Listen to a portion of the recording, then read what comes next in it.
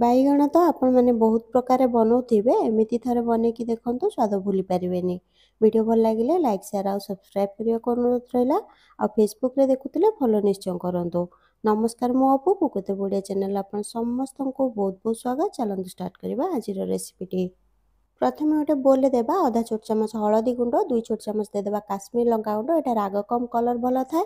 जदि नॉर्मल लंका गुंड देबे टिके कम देबे, नहले बेसी राग होई जिवो।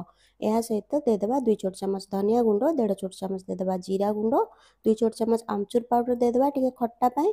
आपण पाखरे नथिले आपण लास्ट टिके लेंबू रस देई पारिबे। 1 छोट चमच घर तयारी गरम मसला देदेबा। मार्केट रो मसला रे भल टेस्ट आसनी। आ गरम मसला रो रेसिपी चैनल रे अछि, आपण चाहिले चेक कर पारिबे।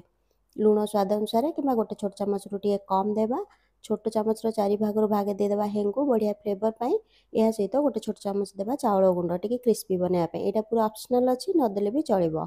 ଏହା ସହିତ 3 ଛୋଟ ଚାମଚ ଦେବା ଭଜା ବୁଟର ପାଉଡର। ଏମିତି ମାର୍କେଟରେ ଯେଉଁ ଭଜା ବୁଟ ମିଳିଥାଏ ତାକୁ ପାଉଡର ବନେଇକି ମୁଁ ଦେଇଛି ଚୋପା ବାହାର କରିକି।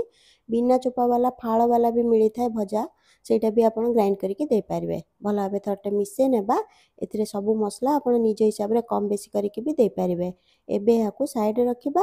ଆଉ ନେଇଯିବା 2ଟି ବଡ଼ ସାଇଜର ବାଇଗଣ। ଓଜନରେ 400 ରୁ 500 ଗ୍ରାମ ହେବ। ଭଲ ଭାବେ ଥରଟେ ଧୋଇ ନେବା ଆଉ ପୋଛି ନେବା। ଏହାପରେ ଏମିତି ଟିକେ ମୋଟା ରଖିକି ଗୋଲ ଗୋଲ କରିକି କାଟି ନେବା। ବାଇଗଣ ଟିକେ କଅଁଳିଆ ଦେଖିକି ନେବେ, ଯେଉଁଥିରେ ମଞ୍ଜି ନଥିବ କିମ୍ବା ଅଳ୍ପ କଅଁଳିଆ ମଞ୍ଜି ଥିବ, ତାହେଲେ ବେଶୀ ଭଲ ଲାଗିବ। କାଟିବା ପରେ ଆଉ ଧୋଇବାନି। ଯେମିତିକି ଆପଣ ଜାଣିଥିବେ ବାଇଗଣ କାଟିବା ସାଙ୍ଗେ ସାଙ୍ଗେ କଳା ପଡ଼ିଯାଇଥାଏ, ସେଥିଲାଗି ଆଗରୁ ବନେଇକି ରଖିଥିବା ମସଲାରେ ଏହାକୁ ଭଲ ଭାବେ କୋଟ୍ କରିନେବା। ଟିକେ ମୋଟା କରିକି ମସଲା ଲଗାଇବା, ତାହେଲେ ଖାଇବା ପାଇଁ ଭଲ ଲାଗିବ। ମସଲାରେ ଲୁଣ ଅଛି ତ ବାଇଗଣରୁ ପାଣି ବାହାରିବ ଆଉ ମସଲା ଭଲ ଭାବେ ଏଥିରେ ଚିପକିକି ରହିବ, ବିଲକୁଲ ବି ବାହାରିବନି।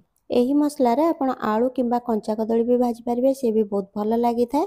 କଦଳୀ କିମ୍ବା ଆଳୁ ଭାଜିଲେ ପ୍ରଥମେ ପାଣିରେ ଅଳ୍ପ ଟିକେ ଲୁଣ ପକେଇକି ଆଳୁ କିମ୍ବା କଦଳୀକୁ ଆପଣ ଯାହା ଭାଜିବା ପାଇଁ ଚାହୁଁଥିବେ ତାକୁ ଅଧା ସିଝେଇକି ସେଥିରୁ ବାହାର କରିନେବେ ଆଉ ଥଣ୍ଡା କରିକି ତାପରେ ମସଲା ଲଗାଇବେ ଆଉ ସେମ୍ ପ୍ରୋସେସରେ ଭାଜି ପାରିବେ। ସବୁ ବାଇଗଣରେ ମସଲା ଲଗାଇବା ପରେ ଗୋଟେ ପ୍ଲେଟ୍ରେ ଅଲଗା ଅଲଗା କରିକି ରଖିବା ଆଉ 5 ମିନିଟ୍ର ରେଷ୍ଟ ଦେବା। ଏହି ବଳକା ମସଲାକୁ ଆପଣ ଫ୍ରିଜରେ ରଖିପାରିବେ, କିଛି ବି ଖରାପ ହେବନି ଆଉ ଥରେ ବ୍ୟବହାର କରିବା ପାଇଁ। ଏହାପରେ ପ୍ୟାନ୍ରେ ଅଳ୍ପ ତେଲ ଦେବା ଆଉ ଫ୍ଲେମ୍କୁ ମିଡ଼ିୟମରେ ରଖିବା। ତେଲ ଅଳ୍ପ ଗରମ ହେଲେ ବାଇଗଣ ଦେବା ଆଉ ଲୋ ମିଡ଼ିୟମ ଫ୍ଲେମ୍ରେ ବାଇଗଣକୁ ସିଝିବା ଯାଏ ଆଉ ଭଲ ଭାବେ କଲର୍ ଆସିବା ଯାଏ ଭାଜି ନେବା। ବେଶୀ ଫ୍ଲେମ୍ରେ ଭାଜିବେନି, ସେମିତିରେ ମସଲା ତାତିଯିବ ଆଉ ପିତା ଲାଗିବ। ଯଦି ଆପଣ ମସଲାରେ ଆମଚୁର ପାଉଡର ଦେଇନଥିବେ, ତାହେଲେ ବାଇଗଣକୁ ଭାଜିବା ପରେ ପ୍ଲେଟ୍କୁ ବାହାର କରିକି ତା ଉପରେ ଅଳ୍ପ ଟିକେ ଟିକେ ଲେମ୍ବୁ ରସ ଛିଞ୍ଚି ଦେବେ 2 ପଟୁ, ତାହେଲେ ଭଲ ଲାଗିବ ଖାଇବା ପାଇଁ।